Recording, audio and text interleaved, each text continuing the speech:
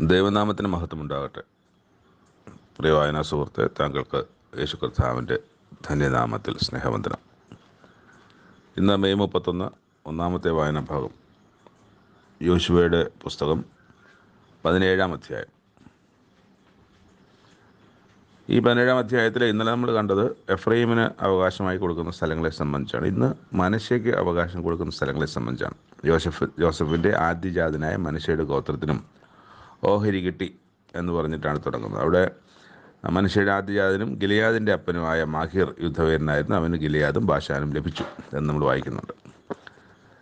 അപ്പോൾ ഇവിടെ ഒരു വിഷയം കാണുന്നത്, അവിടെ കുടുംബമായി പലർക്കും കിട്ടിയതിനെ സംബന്ധിച്ച് പറഞ്ഞ ശേഷം അതിൽ ഷെലോഫഹാദിൻ്റെ പുത്രിമാരേ ഉള്ളൂ, പുത്രന്മാരില്ലായിരുന്നു. പുരുഷന്മാർക്കാണല്ലോ ഇസ്രായേലിൽ അവകാശം കൊടുക്കുന്നത്. അപ്പോൾ ആണുങ്ങൾക്കാണ് അവകാശം കൊടുക്കുന്നത്, പുത്രന്മാർക്കാണ്. ഷെലോഫഹാദിന് പുത്രന്മാരില്ലതാനും, പുത്രിമാർ മാത്രമേ ഉള്ളൂ. 1, 2, 3, 4, 5 പുത്രിമാർ. മഹ്ള, നോവ, ഹൊഗ്ല, മിൽക്ക, തിർസ എന്നീ പേരുകളിലുള്ള 5 പെൺമക്കളാണ് ഷെലോഫഹാദിനുള്ളത്. ഷെലോഫഹാദ് എന്ന് പറയുന്നത് മനശ്ശയുടെ മകനായ മാഖീരിൻ്റെ മകൻ ഗിലെയാദിൻ്റെ മകൻ ഹേഫർ. ആ ഹേഫറിൻ്റെ മകനാണ് ഷെലോഫഹാദ്.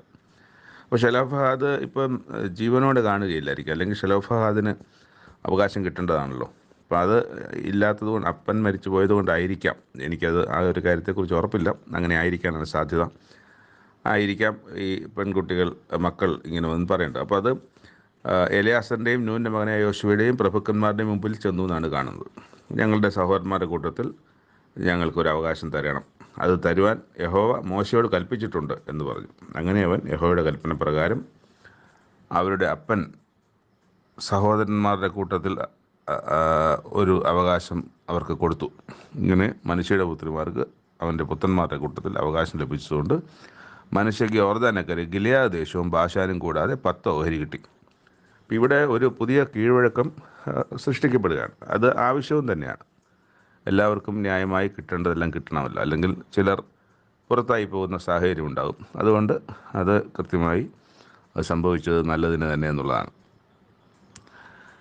അപ്പോൾ അങ്ങനെ ദേശം വിഭജിച്ച് കൊടുത്തതിനെ സംബന്ധിച്ചൊക്കെ വരുന്നതിനകത്തൊരു കാര്യം പറയുന്നുണ്ട്. എന്നാൽ മനശ്ശയുടെ മക്കൾക്ക് ആ പട്ടണങ്ങളിലെ നിവാസികളെ നീക്കുവാൻ കഴിഞ്ഞില്ല. കനാന്യർക്ക് ആ ദേശത്തിൽ തന്നെ പാർപ്പാനുള്ള താല്പര്യം സാധിച്ചു എന്നാണ്. ഇത് നമ്മൾ ഇന്നലെ എഫ്രൈമിൻ്റെ കാര്യം വായിക്കുമ്പോഴും അവർക്ക് കനാന്യരെ നീക്കിക്കളഞ്ഞില്ല എന്ന് നമ്മൾ വായിക്കുന്നു. കനാന്യർ ഇന്ന് വരെ എഫ്രൈമരുടെ ഇടയിൽ ഊഴിയവേല ചെയ്ത് പാർത്തു വരുന്നു. അപ്പം എഫ്രൈമരും കനാന്യരെ നീക്കാതെ അവരെ അവിടെ താമസിക്കാനും ജീവിക്കാനും അനുവദിച്ചു. മനശ്ശയും അവരെ നീക്കിക്കളയാതെ അവരെ അവിടെ തന്നെ പാർക്കാനുള്ള അവസരം കൊടുക്കുകയും ചെയ്തു. എന്നിട്ട് എഫ്രൈം പർവ്വതം നിങ്ങൾക്ക് വിസ്താരം പോരാത്തതുകൊണ്ട് കാട്ടുപ്രദേശത്ത് നിന്ന് പെരിസ്യർ, അപ്പം ആളുകളുടെ എണ്ണത്തിൽ അവർ കൂടുതലുണ്ട്, അതുകൊണ്ട് അവരോട് പറഞ്ഞത് പെരിസ്യരുടെയും മല്ലന്മാരുടെയും ദേശത്ത് കാട് വെട്ടി സ്ഥലമെടുത്തുകൊള്ളുവിൻ.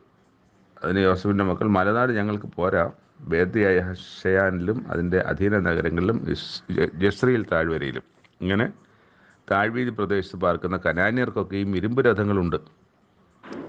യോശുവ യോസഫിൻ്റെ കുലമായ എഫ്രൈമരോടും മനശ്ശയോടും പറഞ്ഞത്, നിങ്ങൾ വലിയൊരു ജനം തന്നെ, മഹാശക്തിയുമുണ്ട്. നിങ്ങൾക്ക് ഒരു ഓഹരി മാത്രമല്ല വരേണ്ടത്. അപ്പോൾ കനാന്യർക്ക് ഇരുമ്പ് രഥമൊക്കെ ഉള്ളവരാണെങ്കിലും നിങ്ങൾ അവരെ ജയിക്കും, നിങ്ങൾക്ക് ആ പ്രദേശം വെട്ടിത്തെളിച്ചെടുക്കാൻ കഴിയും എന്ന് മോശെ അവരെ ബലപ്പെടുത്തുകയും ചെയ്യുന്നുണ്ട്. ഇതങ്ങനെയാണ് നമ്മൾ 17-ാം അധ്യായം അവസാനിക്കുന്നത്. രണ്ടാമത്തെ വായനാഭാഗം സോറിനെക്കുറിച്ചുള്ള പ്രവാചകം. അത് യെശയ്യാ പ്രവാചകനം 23-ാം അധ്യായമാണ്. ഇപ്പോൾ സോർ എന്നുള്ളത് എബ്രായ വാക്ക് തന്നെ, അതങ്ങനെ തന്നെ യാതൊരു ട്രാൻസ്ലേഷനോ ഒന്നും ഇല്ലാതെ തന്നെ അങ്ങനെ തന്നെ സോർ എന്ന് എബ്രായ ഭാഷയിൽ അതേ രീതിയിൽ തന്നെ എഴുതിയിരിക്കുന്നു. നമുക്ക് ഇംഗ്ലീഷ് ബൈബിൾ വായിച്ചാൽ TYR എന്നാണ് നമ്മൾ കാണുക. സോറിനെക്കുറിച്ചുള്ള പ്രവാചകം. സോർ നമ്മുടെ ഇതിനൊക്കെ നമ്മുടെ ഇസ്രായേലിൻ്റെ കുറച്ച് മേളിലേക്ക് വരുമ്പോൾ, ഇസ്രായേലിന് ഭൂപ്രദേശം കൊടുത്ത കുറച്ച് മേളിലേക്ക് വരുമ്പം സീദോൻ്റെയൊക്കെ അടുത്ത്, സീദോൻ്റെ ഒരു പ്രദേശമാണ് ഈ സോർ എന്ന് പറയുന്നത്, സോറ് ഈ സമുദ്രത്തിലേക്ക് ഇച്ചിരി ഉന്തി നിൽക്കുന്ന ഒരു പ്രദേശമാണ്. എന്ന് പറഞ്ഞാൽ 3 വശവും സമുദ്രമാണ്. അതുകൊണ്ട് തന്നെ സമുദ്ര യാത്രകൾ, കച്ചവടത്തിൻ്റെ കപ്പലുകളും മറ്റുമൊക്കെ വരാനും കൂടുതൽ, അതായത് 3 ഭാഗവും വെള്ളത്താലായതുകൊണ്ട് അവർക്ക് കൂടുതൽ സമുദ്ര സഞ്ചാരങ്ങൾ സാധ്യമാണെന്ന് പറയുമ്പോൾ അവർക്ക് കച്ചവടക്കാർക്കൊക്കെ വരാനും, അപ്പോൾ കൂടുതൽ മറ്റ് പ്രദേശങ്ങളൊക്കെ ഒരു ഭാഗം മാത്രം നീളത്തിലോ ഒക്കെ ആയിരിക്കുമ്പോൾ ഈ 3 ഭാഗവും അവർക്ക് വെള്ളത്താലാണ്. അതുകൊണ്ട് തന്നെ അവർക്ക് കച്ചവടങ്ങളൊക്കെ കൂടുതൽ നടക്കുന്നത്. അപ്പോൾ അങ്ങനെയാണ് ഇവിടെ വായിക്കുന്നത്, തർശീഷ് കപ്പലുകളെ മുറയിടുവിൻ, ഒരു വീടും ശേഷിക്കാതെ വണ്ണം, പ്രവേശനമില്ലാതെ വണ്ണവും അത് ശൂന്യമായിരിക്കുന്നു എന്നൊക്കെ പറഞ്ഞിട്ട് ഇത് തുടങ്ങുന്നത്. എന്നിട്ട് അതിൻ്റെ 2-ാമത്തെ വാക്യത്തിൻ്റെ 2-ാമത്തെ ഭാഗത്ത്, സമുദ്രസഞ്ചാരം ചെയ്യുന്ന സീതോന്യ വർത്തകന്മാർ നിന്നെ പരിപൂർണയാക്കിയല്ലോ. അപ്പോൾ അത്ര കണ്ട് സമൃദ്ധിയും കച്ചവടവും ആളുകളുടെ പെരുപ്പവും പല രാജ്യങ്ങളിലുള്ള ആൾക്കാരുടെ വരവും ഒക്കെ ആയിട്ട് വളരെ സമൃദ്ധിയും സന്തോഷവും ഈ ലോകപ്രകാരമുള്ള വലിയ മഹിമയുമൊക്കെ ഉള്ളൊരു സ്ഥലമാണ് സോർ അല്ലെങ്കിൽ ടയർ എന്ന് പറയുന്ന സ്ഥലം. അപ്പോൾ അവിടുത്തെ കാര്യങ്ങളെ സംബന്ധിച്ചൊക്കെ പറയുന്നുണ്ട്. എന്നിട്ട് 9-ാമത്തെ വാക്യത്തിൽ, സകല മഹത്വത്തിൻ്റെയും ഗർവത്തെ അശുദ്ധമാക്കേണ്ടതിനും ഭൂമിയിലെ സകല മഹാന്മാരെയും അപമാനിക്കേണ്ടതിനും സൈന്യങ്ങളുടെ യഹോവ അത് നിർണയിച്ചിരിക്കുന്നു. തർശീസ് പുത്രിയെ, ഇനി ബന്ധനമില്ലായകയാൽ നീ നീല നദി പോലെ നിന്റെ ദേശത്തെ കവിഞ്ഞൊഴുകുക. അവൻ സമുദ്രത്തിന്മേൽ കൈനീട്ടി രാജ്യങ്ങളെ നടുക്കിയിരിക്കുന്നു.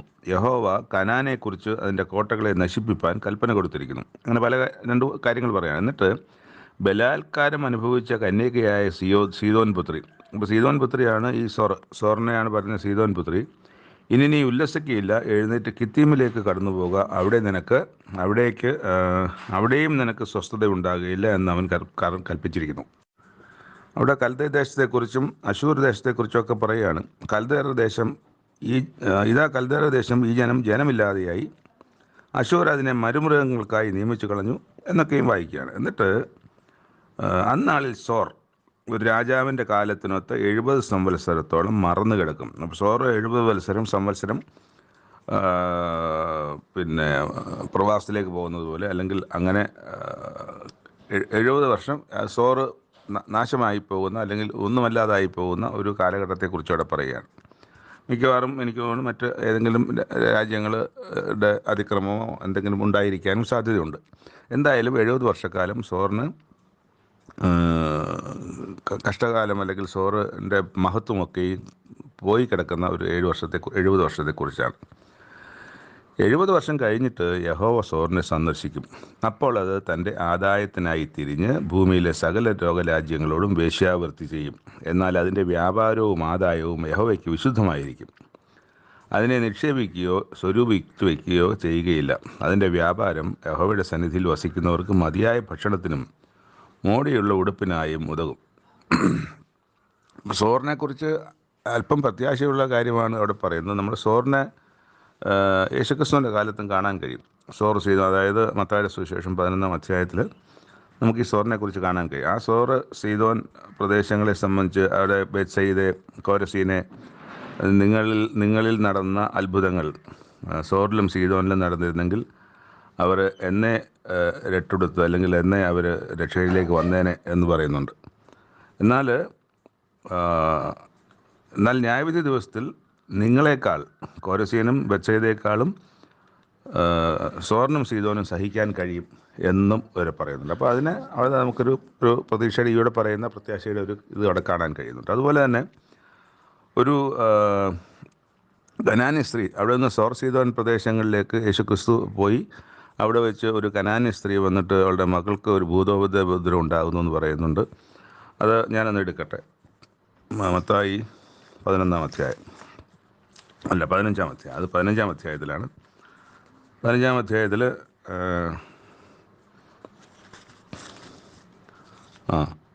അപ്പോൾ അവൾ വന്നിട്ട് പറയാണ്, സോർ സീദോൻ പ്രദേശങ്ങളിലേക്ക് വാങ്ങിപ്പോയി. ആ ദേശത്ത് നിന്നൊരു കനാന്യ സ്ത്രീ വന്നവനോട്, യേശുവേ ദാവീദ് പുത്ര, എന്നോട് കരുണ തോന്നണം, എൻ്റെ മകൾക്ക് ഭൂതോദ്രവം കഠിനമായിരിക്കുന്നു എന്നൊക്കെ പറയുന്നുണ്ട്. അപ്പം ഇസ്രായേൽ ഗൃഹത്തിലെ കാണാതെ പോയ ആടുകളുടെ അയക്കല്ലാതെ എന്നെ അയച്ചിട്ടില്ല എന്ന് യേശു മറുപടി പറയാണ്. അപ്പോഴാണ് സ്ത്രീ പറയുന്നത്, ക്രിസ്തു പറയുന്നത് വീണ്ടും സഹായിക്കണമെന്ന് പറയുമ്പോൾ മക്കളുടെ അപ്പം എടുത്ത് നായ്ക്കുട്ടികൾക്ക് കൊടുക്കുന്നത് ശരിയല്ല എന്ന് പറയുന്നു. അപ്പം ആ സ്ത്രീ, കനാന്യ സ്ത്രീ പറയാണ്, കർത്താവ്, നായ്ക്കുട്ടികളും ഉടയവരുടെ മേശയിൽ നിന്ന് വീഴുന്ന നുറുക്കുകൾ തിന്നുന്നുണ്ടല്ലോ എന്ന് പറഞ്ഞു. അപ്പോൾ അവിടെ വെച്ച് യേശു പറയാണ്, സ്ത്രീയെ, നിൻ്റെ വിശ്വാസം വലിയത്, നിൻ്റെ ഇഷ്ടം പോലെ നിനക്ക് ഭവിക്കട്ടെ എന്ന് പറയുന്നത്. അപ്പോൾ അങ്ങനെ അത് സംഭവിക്കുന്നതും ഈ സോർ സീദോൻ പ്രദേശങ്ങളിലാണ്. അപ്പം അങ്ങനെ ഇവിടെ നമ്മൾ വായിക്കുന്ന ഈ ഒരു പ്രവചനത്തിൻ്റെ നിവൃത്തിയായി സോറിന് അങ്ങനെ ഒരു കാലത്തെക്കുറിച്ച്, അപ്പോൾ ഈ 70 വർഷം എന്ന് പറയുന്നത് കൃത്യമായി 70 വർഷമാണോ എന്ന് എനിക്ക് അറിയില്ല. പക്ഷേ സോറിനെക്കുറിച്ച് വായിച്ച ഒരു ആശ്വാസം, പ്രത്യാശ യേശുക്രിസ്തുവിൻ്റെ വരവോടുകൂടി അവിടെ സംഭവിക്കുന്നു എന്നുള്ളത് ബൈബിളിൻ്റെ എഴുത്തുകളുടെ വിശ്വാസ്യത, നമുക്ക് വിശ്വസിക്കാവുന്നൊരു പുസ്തകമാണ് ബൈബിൾ എന്ന തരത്തിലേക്ക് നമുക്കതിനെ വലിയ ഒരു കാഴ്ചയോടെ, വലിയ സന്തോഷത്തോടെ ബൈബിൾ പഠിതാക്കൾക്കും ബൈബിളിലെ ദൈവത്തെയും ക്രിസ്തുവിനെയും വിശ്വസിക്കുന്നവർക്കും വളരെ തൃപ്തി തരുന്ന, ആശ്വാസം തരുന്ന, പ്രത്യാശ തരുന്ന, സന്തോഷം തരുന്ന കാര്യങ്ങളാണ് എന്നുകൂടെ പറഞ്ഞു കൊള്ളട്ടെ. മൂന്നാമത്തെ വായനാഭാഗം എബ്രായർക്ക് എഴുതിയ ലേഖനം 3-4 അധ്യായങ്ങൾ, 5 അധ്യായങ്ങൾ, 3 അധ്യായങ്ങളുണ്ട്. അപ്പോൾ 3-ാം അധ്യായത്തിൽ നമ്മൾ വായിക്കുന്നത് ഈ എബ്രായരോട് തന്നെ പറയുകയാണ്, സ്വർഗീയ വിളിക്ക് ഓഹരിക്കാരായുള്ളവരെ. അപ്പോൾ നിങ്ങൾ സ്വർഗീയ വിളിക്ക് ഓഹരിക്കാരായവരാണ്. എന്നിട്ട് പറയും, നാം സ്വീകരിച്ചു പറയുന്ന അപ്പോസ്തലനും മഹാപുരോഹിതനുമായ യേശു. അപ്പോൾ യേശുക്രിസ്തുവിനെ അവിടെ അപ്പോസ്തലൻ എന്നൊരു വാക്കുകൊണ്ട് പറയുകയാണ്. അപ്പോസ്തലനാണ് യേശുക്രിസ്തു, അപ്പോസ്തലനാണ്. നമുക്കറിയാവുന്ന അപ്പോസ്തലൻ യേശുക്രിസ്തുവിൻ്റെ 12 ശിഷ്യന്മാരായ അപ്പോസ്തലനെ കുറിച്ചാണ് നമ്മൾ പറയുന്നത്. പക്ഷേ യേശുക്രിസ്തുവും അപ്പോസ്തലൻ, അയക്കപ്പെട്ടവൻ എന്നാണ് അപ്പോസ്തലൻ എന്ന വാക്കിൻ്റെ അർത്ഥം. അപ്പോൾ അങ്ങനെ ആകുമ്പോൾ ഈ സുവിശേഷം അറിയിക്കാൻ നിയോഗിക്കപ്പെട്ട് പുറപ്പെടുന്ന എല്ലാവരും അപ്പോസ്തലന്മാർ തന്നെ ഒരു കണക്കിൽ. അപ്പോൾ അപ്പോസ്തലനുമാണ്, മഹാപുരോഹിതനുമാണ്. അപ്പോൾ 2 കാര്യങ്ങൾ യേശുക്രിസ്തുവിനെ കുറിച്ചോടൊപ്പം പറയാം. അവനെ ശ്രദ്ധിച്ചു നോക്കുവിൻ. ഇപ്പോൾ ഇവിടെ ഇനി പറയാൻ പോകുന്നത് മോശയെക്കുറിച്ചും യേശുവിനെക്കുറിച്ചാണ്. മോശെ പഴയ നിയമത്തിൻ്റെ കർത്താവായിരിക്കുമ്പോൾ യേശുക്രിസ്തു പുതിയ നിയമത്തിൻ്റെ കർത്താവാണ്. അവിടെ പറയുന്ന മോശയും ദൈവഭവനത്തിലേക്ക് വിശ്വസ്തനായിരുന്നതുപോലെ യേശുവും തന്നെ നിയമിച്ചാക്കിയവന് വിശ്വസ്തനാണ്. ഭവനത്തെക്കാളും ഭവനം ചമച്ചവൻ അധികം മാനമുള്ളതുപോലെ യേശുവും മോശയേക്കാൾ അധികം മഹത്വത്തിന് യോഗ്യനെന്ന് എണ്ണിയിരിക്കുന്നു. അപ്പോൾ മോശയിലൂടെ ഏൽപ്പിച്ച ഒരു ശുശ്രൂഷയല്ല യേശുക്രിസ്തുവിലൂടെ ഉള്ളത്. മോശയിലൂടെ ദൈവം വെളിപ്പെട്ടതുപോലെയല്ല യേശുക്രിസ്തുവിലൂടെ വെളിപ്പെട്ടത്. മോശെ യാഗങ്ങളൊക്കെ ചെയ്യാനൊക്കെയും കൽപ്പിക്കുന്നു, എന്നാൽ യേശുക്രിസ്തു തന്നെ ഒരു യാഗമായി മാറുന്നു. അപ്പോൾ അങ്ങനെയൊക്കെ നോക്കുമ്പോൾ യേശുക്രിസ്തുവിനേക്കാൾ ഉയർന്ന ഒരു അവസ്ഥയിലാണ്, മോശയേക്കാൾ ഉയർന്നൊരവസ്ഥയിലാണ് യേശുക്രിസ്തു എന്നുള്ളതാണ് ഇവിടെ പറഞ്ഞു വരുന്നത്. മോശെ വിശ്വസ്തനായിരുന്നത് അരുളി ചെയ്യുവാനിരുന്നതിന് സാക്ഷ്യം പറയുന്ന ഭൃത്യനായിട്ടത്രേ. ക്രിസ്തുവോ അവൻ്റെ ഭവനത്തിന് അധികാരിയായ പുത്രനായിട്ടാണ്. അപ്പം ഭൃത്യനേക്കാളും പുത്രനാണ് അവകാശം, ഭൃത്യനേക്കാളും പുത്രനാണ് അധികാരം, ഭൃത്യനേക്കാളും പുത്രനാണ് സ്ഥാനം. ഇതൊക്കെയാണ് അവിടെ പറയുന്നത്. അതുകൊണ്ട് പ്രത്യാശയുടെ ധൈര്യവും പ്രശംസയും നാം അവസാനത്തോളം മുറുകെ പിടിച്ചുകൊണ്ടാൽ നാം തന്നെ അവൻ്റെ ഭവനമാകുന്നു. എന്നിട്ട് പറയുകയാണ് 11-ാമത്തെ വാക്യത്തിൽ ഒരു കോട്ടെടുത്ത് പറയുകയാണ് പഴയ നിയമത്തിൽ, അവർ എൻ്റെ സ്വസ്ഥതയിൽ പ്രവേശിക്കുകയില്ല എന്ന് ക്രോധത്തിൽ സത്യം ചെയ്തു ദൈവം. എന്തുകൊണ്ടാണ്? 40 സംവത്സരം മരുഭൂമിയിൽ അവർ ഇസ്രായേൽ ജനം എന്നെ പരീക്ഷിച്ചു, എന്നെ അനുസരിച്ച് നടന്നില്ല. അതുകൊണ്ട് എന്ത് പറ്റി? അവർ സ്വസ്ഥതയിൽ പ്രവേശിക്കില്ല, കനാനിൽ പ്രവേശിക്കില്ല എന്ന് ഞാൻ എൻ്റെ ക്രോധം കൊണ്ട് സത്യം ചെയ്തു. അത് അവർ സംഭവിക്കുകയും ചെയ്തു. 2 പേർ മാത്രമേ പുറപ്പെട്ടതിൽ കനാൻ ദേശത്ത് പ്രവേശിച്ചുള്ളൂ. എന്നിട്ട് താഴോട്ട് നമ്മൾ വായിക്കുമ്പം, ജീവനുള്ള ദൈവത്തെ ത്യജിച്ച് കളയാതിരിക്കേണ്ടതിന് അവിശ്വാസമുള്ള ദുഷ്ടഹൃദയം നിങ്ങളിൽ ആർക്കും ഉണ്ടാകാതിരിക്കാൻ നോക്കുവിൻ. നിങ്ങൾ ആരും പാപത്തിൻ്റെ ചതിയാൽ കഠിനപ്പെടാതിരിക്കേണ്ടതിന് ഇന്ന് എന്ന് പറയുന്നിടത്തോളം. അപ്പം അങ്ങനെ ഒരു നാളുണ്ട്, ഇന്ന് എന്ന് പറയുന്നത് വരെ. അത് ആ നാളെന്ന് പറയുന്നത് യേശുക്രിസ്തുവിൻ്റെ വരവ് തന്നെയാണ് ആ നാൾ. പക്ഷേ ഒരു മനുഷ്യനെ സംബന്ധിച്ച് ആ ഇന്ന് എന്ന് പറയുന്നത് അവൻ്റെ ജീവിത അന്ത്യം വരെ, അല്ലെങ്കിൽ അവൻ ജീവിച്ചിരിക്കുകയാണെങ്കിൽ യേശുക്രിസ്തുവിൻ്റെ വരവ് വരെ. അപ്പോൾ അങ്ങനെ ഒരു നാളുണ്ട്. ആ നാൾ വരെ, ഇപ്പം സാധാരണ മനുഷ്യർ എന്നാണോ മരണം വരെ, ആ മരിക്കപ്പെടുന്ന നാൾ വരെ, ഇന്ന് എന്ന് പറയുന്നിടത്തോളം. അപ്പോൾ അതുവരെയും ഇത് സൂക്ഷിക്കേണ്ടതാണ്. അന്യോന്യം അതിപ്പോൾ ഒന്നുകിൽ അവനവൻ്റെ മരണം വരെ, അല്ലെങ്കിൽ യേശുക്രിസ്തുവിൻ്റെ വരവ് വരെ. നാൾതോറും അന്യോന്യം പ്രബോധിപ്പിച്ചുകൊള്ളുവിൻ. വളരെ പ്രധാനപ്പെട്ടൊരു കാര്യം, നമ്മളെല്ലാവർക്കും ആവശ്യമായ, എന്നെ കേട്ടുകൊണ്ടിരിക്കുന്ന സഹോദരനും സഹോദരിക്കും എനിക്കും എല്ലാം ആവശ്യമായൊരു കാര്യമാണ് ആദ്യ വിശ്വാസം അവസാനത്തോളം മുറുകെ പിടിച്ചുകൊള്ളുക എന്നത്. അങ്ങനെയെങ്കിൽ നാം ക്രിസ്തുവിൽ പങ്കാളികളായി തീരും. ക്രിസ്തുവിൻ്റെ പങ്കെന്താണ്? ക്രിസ്തു ദൈവരാജ്യത്തിന് ലഭിച്ചു, അത് നമുക്കും ലഭിക്കുക. അതാണ് ക്രിസ്തുവിന് ലഭിച്ചതിൽ പങ്ക്. ക്രിസ്തു നിത്യജീവൻ ലഭിച്ചു, ആ നിത്യജീവൻ നമുക്കും ലഭിക്കും. നിത്യജീവനിൽ ക്രിസ്തുവേശുവോടുകൂടെ പങ്ക്, ഓഹരി, അവകാശം ഇത് ലഭിക്കുന്നതിനെക്കുറിച്ച്. അപ്പോൾ ആദ്യ വിശ്വാസം അവസാനത്തോളം മുറുകെ പിടിച്ചു കൊള്ളണം. പക്ഷേ ആദ്യ വിശ്വാസം എന്തെങ്കിലും ആയിരുന്നാൽ ഒക്കുമോ? അപ്പോൾ ആദ്യ വിശ്വാസം എന്ന് പറയുന്നത് അത് വചനപ്രകാരമുള്ളത് തന്നെ ആയിരിക്കണം. നമുക്കിഷ്ടമുള്ളതോ ആരെങ്കിലും പറഞ്ഞു കേട്ടതോ കെട്ടുകഥകളോ ഒക്കെ വിശ്വസിച്ച് പോകുന്ന വിശ്വാസത്തെ സംബന്ധിച്ചല്ല, ബൈബിളിൽ പറഞ്ഞിരിക്കുന്ന വിശ്വാസം.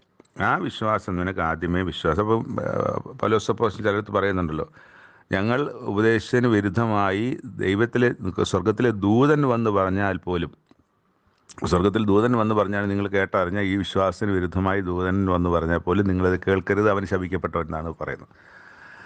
അപ്പോൾ കേട്ടതെന്താണ്, ഗ്രഹിച്ചതെന്താണ്, മനസ്സിലാക്കിയതെന്താണ്, വിശ്വസിക്കുന്നത് എന്താണ്, സത്യം എന്താണ് എന്നുള്ളത് അന്വേഷിക്കേണ്ട ഉത്തരവാദിത്വം നമ്മൾ ഓരോരുത്തർക്കുമുള്ളതാണ്. അപ്പം അതാണ് ആ ആദ്യ വിശ്വാസം അവസാനത്തോളം മുറുകെ പിടിച്ചുകൊള്ളുക എന്നുള്ളത്. എന്തെങ്കിലും വിശ്വസിച്ചിട്ട് അത് അവസാനം വരെ മുറുകെ പിടിക്കുന്ന, ഞാനിത് വിട്ടു വരത്തില്ല, ഞാനത് നിങ്ങൾ പറയുന്നതൊന്നും ഞാൻ വിശ്വസിക്കത്തില്ല, ബൈബിളിൽ കണ്ടതൊന്നും ഞാൻ വിശ്വസിക്കത്തില്ല, ഞാൻ പണ്ടേ വിശ്വസിക്കൂ എന്ന് പറയുന്ന ആദ്യ വിശ്വാസത്തെ സംബന്ധിച്ചല്ല എന്നുകൂടി പറഞ്ഞുകൊള്ളട്ടെ. എന്നിട്ട് അവിടെ താഴോട്ട് വായിക്കുന്നത്, എൻ്റെ സ്വസ്ഥതയിൽ പ്രവേശിക്കുകയില്ല എന്ന് ആണയിട്ടത് അനുസരണം കെട്ടവരോടാണ് എന്നും അവിടെ പറയുന്നുണ്ട്. അപ്പോൾ അതാണ് 3-ാം അധ്യായത്തിൻ്റെ അവസാനം. 4-ാം അധ്യായത്തിൽ അവൻ്റെ സ്വസ്ഥതയിൽ പ്രവേശിക്കാനുള്ള വാഗ്ദത്തം ശേഷിച്ചിരിക്കാൽ നിങ്ങളിൽ ആർക്കെങ്കിലും അത് ലഭിക്കാതെ പോയി എന്ന് വരാതിരിക്കരുത്. അതുകൊണ്ട് അതിനെ സംബന്ധിച്ച് ഭയപ്പെടണം. അവരെ പോലെ തന്നെ നാമും ഒരു സദ്വർത്തമാനം കേട്ടവരാകുന്നെങ്കിലും കേട്ടവരിൽ വിശ്വാസമായി പരിണമിക്കാത്തത് കൊണ്ട് കേട്ട വചനം അവർക്ക് ഉപകാരമായി വന്നില്ല. എന്നാൽ വിശ്വസിച്ച നാമല്ലോ സ്വസ്ഥതയിൽ പ്രവേശിച്ചു. അപ്പം നിങ്ങൾ വിശ്വസിച്ചവരാണ്, ഈ എബ്രായർ എന്ന് പറയുന്നവർ വിശ്വസിച്ചവരാണ്. ആ വിശ്വസിച്ച നിങ്ങളും സ്വസ്ഥതയിലേക്ക് പ്രവേശിക്കും എന്നുള്ളതാണ് അവിടെ പറയുന്നത്. യേശുക്രിസ്തുവിനെ കുറിച്ച് ആ അധ്യായത്തിൻ്റെ അവസാനം പറയുന്ന ഒരു പ്രധാനപ്പെട്ട കാര്യമുണ്ട്. അത് ഇവർക്ക് മനസ്സിലാകാൻ തക്കവണ്ണം എഴുതുകയാണ്. എബ്രായർക്ക് മാത്രമല്ല, ലോകത്തിലെ സകല ദൈവമക്കൾക്കും. ആകയാൽ യേശു ആകാശത്തിൽ കൂടി കടന്നുപോയൊരു ശ്രേഷ്ഠ മഹാപുരോഹിതനായി നമുക്കുള്ളത് കൊണ്ട് നാം നമ്മുടെ സ്വീകരിച്ചത് മുറുകെ പിടിച്ചുകൊള്ളുക. ആ യേശുക്രിസ്തു കടന്നുപോയി എന്നുള്ളത് സത്യമാണ്.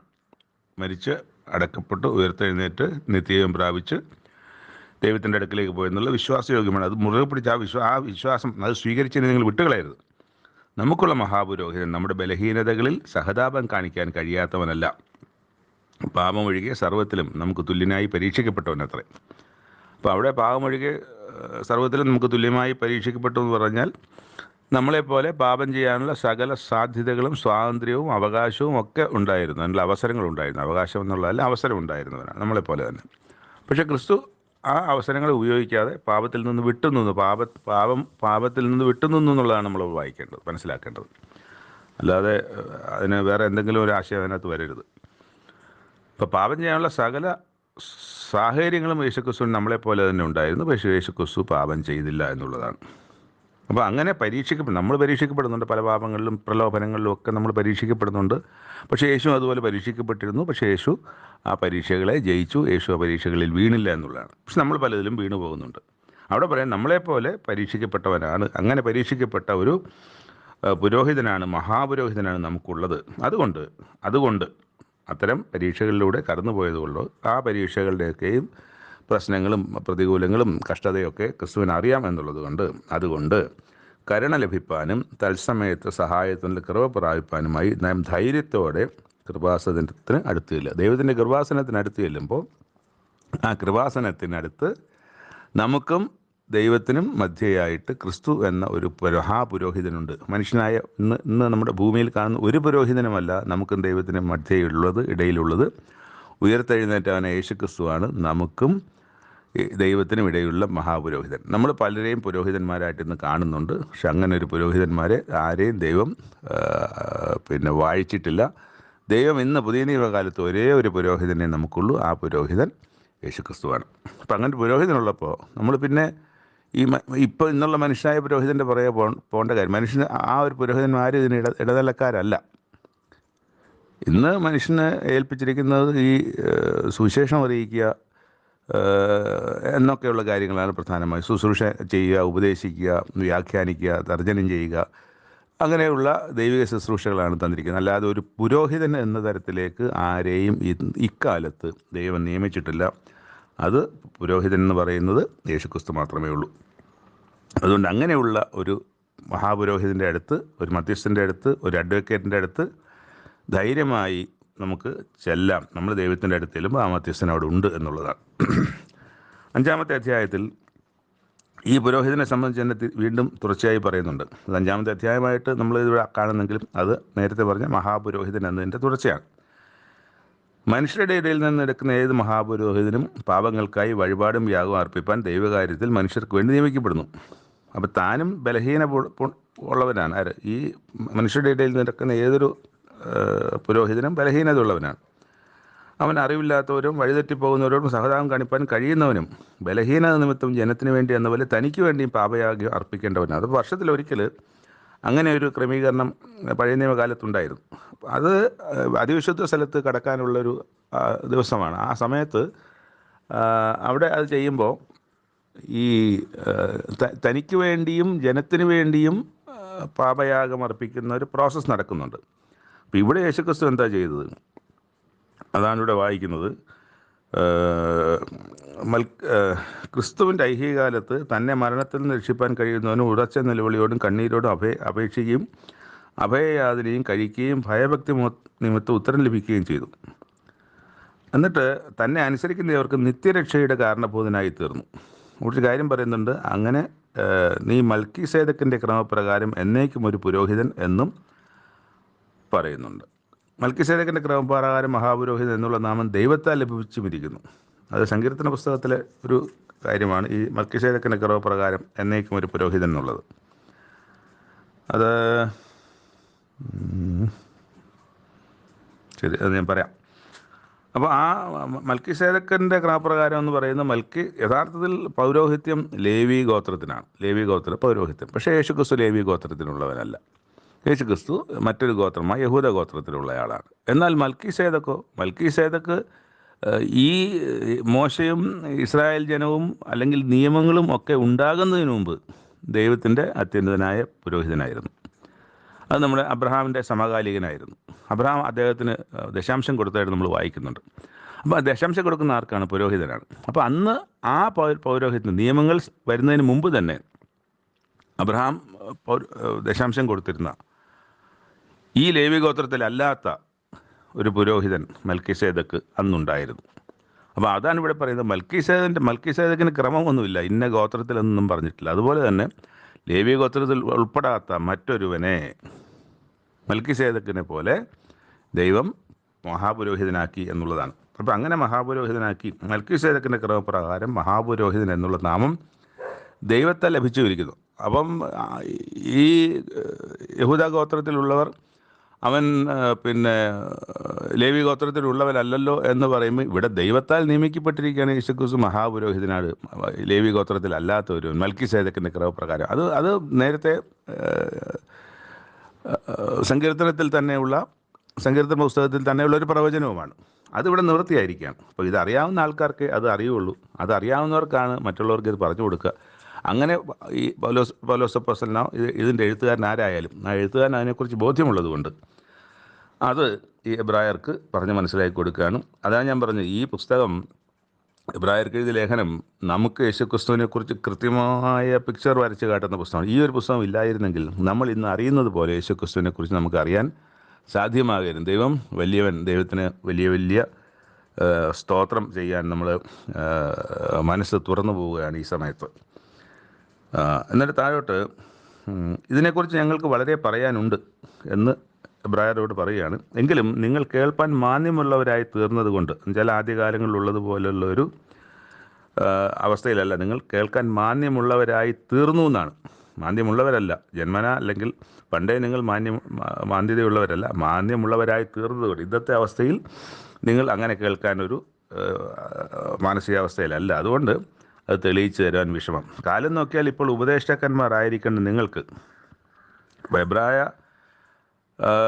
എബ്രായർക്ക് എന്ന് പറഞ്ഞ് എഴുതിയിരിക്കുന്ന യഹൂദ ക്രിസ്ത്യാനികളായി ഇരിക്കുന്നവരോട് പറയുകയാണ്, കാലം വെച്ച് നോക്കിയാൽ നിങ്ങൾ വിശ്വാസത്തിൽ നിന്ന് വന്ന ഇത്രയും നാളിൽ നോക്കിയാൽ നിങ്ങൾ ഉപദേഷ്ടാക്കന്മാരായിരിക്കേണ്ടവരാണ്. പക്ഷേ ഇപ്പോൾ നിങ്ങൾക്ക് ദൈവത്തിൻ്റെ അരുളപ്പാടുകൾ ആദ്യ പാഠങ്ങളെ വീണ്ടും ഉപദേശിച്ചു തരുവാൻ ആവശ്യമായിരിക്കുന്നു. നമ്മളോടും ഇതാണ് പറയുന്നത്. നമ്മളിന്ന് ഉപദേഷ്ടാക്കന്മാരായിരിക്കേണ്ടവരാണ്. നമ്മൾ ദൈവത്തിൻ്റെ സത്യം അന്വേഷിക്കുകയും അത് ഉപദേശിക്കുന്ന തരത്തിലേക്ക് ഉയരേണ്ടവരുമാണ്. പക്ഷെ ഇപ്പോൾ വീണ്ടും ഈ ദൈവത്തിൻ്റെ അരുളപ്പാടുകൾ, അതാണ് നമ്മളിപ്പോൾ ചെയ്തുകൊണ്ടിരിക്കുന്നത്. ദൈവത്തിൻ്റെ അരുളപ്പാടുകൾ വീണ്ടും ഉപദേശിപ്പാൻ ആവശ്യമായി വന്നിരിക്കുന്നു. പക്ഷേ ഇത് നമ്മൾ വീണ്ടും കേൾക്കുമെന്ന് മനസ്സിലാക്കേണ്ട. ആദ്യം തന്നെ പറഞ്ഞതുപോലെ കേട്ടത് ഒന്നുകൂടെ ഉറപ്പിക്കുവാൻ നമുക്ക് ഈ 10 ഭാഗങ്ങൾ വീണ്ടും വീണ്ടും വായിക്കുന്നത് ആവശ്യമായി വരും. ആ കേട്ടത് തന്നെ നിൽക്കുവാൻ പറയുന്നുണ്ടല്ലോ. എന്താണ് പറഞ്ഞത്?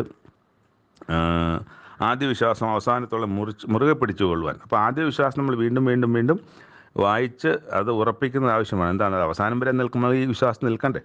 അതിനിത് ആവശ്യമാണ്. അതിനുവേണ്ടി നമ്മളിത് വായിക്കുകയും പഠിക്കുകയും അന്വേഷിക്കുകയും ഒക്കെ ചെയ്യേണ്ടത് ആവശ്യം തന്നെയാണ്. അവിടെ പറയുന്നത് നിങ്ങൾക്ക് വീണ്ടും ഉപദേശിച്ചു തരാൻ ആവശ്യമായിരിക്കുന്നതാണ്. കട്ടിയായുള്ള ആഹാരമല്ല, പാലത്രേ നിങ്ങൾക്ക് ആവശ്യമെന്ന് വന്നിരിക്കുന്നു. പാൽ കുടിക്കുന്നവനെല്ലാം നീതിയുടെ വചനത്തിൽ പരിചയമില്ലാത്തവനത്രേ, അവൻ ശിശുവല്ലോ. കട്ടിയുള്ള ആഹാരം നന്മ തിന്മകളെ തിരിച്ചറിയുവാൻ തഴക്കത്താൽ അഭ്യസിച്ച ഇന്ദ്രിയജയമുള്ളവരായി പ്രായം തികഞ്ഞവർക്കേ പറ്റുകയുള്ളൂ. അപ്പോൾ ഈ വളരണം എന്നുള്ളതാണ്. അപ്പോൾ പഠിച്ചെടുത്ത് തന്നെ നിൽക്കാതെ ഈ മനസ്സിലാക്കിയെടുത്ത് നിന്ന് ക്രിസ്തു എന്ന തലയോളം വളരുക എന്നുള്ളത്. അപ്പോൾ ക്രിസ്തു എങ്ങനെയാണ് തലയാകുന്നത്, അത്രത്തോളം നമ്മൾ വളരണം എന്നുള്ളത്. നിന്നിടത്ത് നിന്ന് പോകുന്നൊരവസ്ഥയ്ക്കല്ല ക്രിസ്തീയ വിശ്വാസത്തിൻ്റെ അല്ലെങ്കിൽ ഉപദേശത്തിൻ്റെ, ദൈവത്തിൻ്റെ ആഗ്രഹത്തിൻ്റെ, ദൈവത്തിൻ്റെ ആവശ്യത്തിൻ്റെ ഒക്കെയും അവസ്ഥ. അപ്പം വന്നവർ വളരണം, കൂടുതൽ വളരണം. 1-ാം ക്ലാസ്സിൽ പഠിക്കുന്നവനും 10-ാം ക്ലാസ്സിൽ പഠിക്കുന്നവരും ഒരുപോലെ അല്ലല്ലോ. അവൻ വളർച്ച കൊണ്ടാണല്ലോ 10-ാം ക്ലാസ്സിലെ പാഠങ്ങൾ അവന് ഹൃദയസ്ഥമാക്കാൻ കഴിയുന്നത്. 1-ാം ക്ലാസ്സുകാരന് മുമ്പിൽ 10-ാം ക്ലാസ് ഒരു പരീക്ഷ ഇട്ടാൽ അവന് പാസ്സാകത്തിനൊക്കത്തില്ല. 10-ാം ക്ലാസ്സുകാരന് 1-ാം ക്ലാസ്സിലെ പരീക്ഷ ഇടുന്നത് വളരെ വിവേചനം തെറ്റായ കാര്യവുമായി മാറും. കാരണം വെച്ചാൽ 10-ാം ക്ലാസ്സിൽ നിൽക്കുന്ന ഒരാൾക്ക് 1-ാം ക്ലാസ്സിലെ പരീക്ഷയിട്ട് അപഹാസ്യം പരിഹസിക്കുന്ന പോലെയാണ്. അപ്പോൾ ആ ഒരു അവസ്ഥയിലാണ് ഇപ്പോൾ നിൽക്കുന്നത്. അങ്ങനെ ഒരു അവസ്ഥയിലാണോ നമ്മൾ ഓരോരുത്തരും ഒന്നും നമ്മൾ പരിശോധിക്കേണ്ടത്. നമ്മൾ വളർന്നിട്ടുണ്ടോ, ഇല്ലെങ്കിൽ വളരണം എന്നുള്ളതാണ് അവസാന ഭാഗത്തെ ഉപദേശത്തിൽ നിന്നും പറയാനുള്ളത്. 3 ഭാഗങ്ങൾ ഇവിടെ അവസാനിക്കുന്നു. 3 ദിവസം മുമ്പ് എനിക്ക് വന്ന ഒരു നാക്കുവഴിയെക്കുറിച്ച് ഇവിടെ പറയുകയാണ്. ഞാൻ പൗലോസ് അപ്പോസ്തലൻ ബെന്യാമിൻ ഗോത്രത്തിൽ നിന്നുള്ളത് വേറൊരു ഗോത്രത്തിൽ നിന്നാണ് ഞാൻ പറഞ്ഞത്. അത് എൻ്റെ ഒരു നാക്കുപിഴയായിരുന്നു, അറിവില്ലാതെ സംഭവിച്ചതല്ല. പക്ഷേ ആ നാക്കുപിഴ ഞാനിപ്പോൾ തിരുത്തുകയും കേട്ടവരോട് അതിനോടുള്ള ക്ഷമയും ചോദിക്കുന്നു. എന്നാൽ എൻ്റെ തൃശ്ശൂരുള്ള ഒരു ജ്യേഷ്ഠ സഹോദരനാണ് ആ ഒരു പിഴ എന്നെ ചൂണ്ടിക്കാണിച്ചത്. അദ്ദേഹത്തിനോടുള്ള നന്ദിയും ഈ സമയം ഞാൻ രേഖപ്പെടുത്തുന്നു. നമുക്ക് ദൈവം തന്ന ഈ ഒരു വലിയ അനുഗ്രഹത്തെ ഓർത്ത് ദൈവത്തെ നമുക്ക് സ്തുതിക്കാം. നാളെ പുതിയ വായനാ ഭാഗങ്ങളുമായി നമുക്ക് വീണ്ടും കാണാം. ദൈവനാമത്തിന് മഹത്വമുണ്ടാകട്ടെ.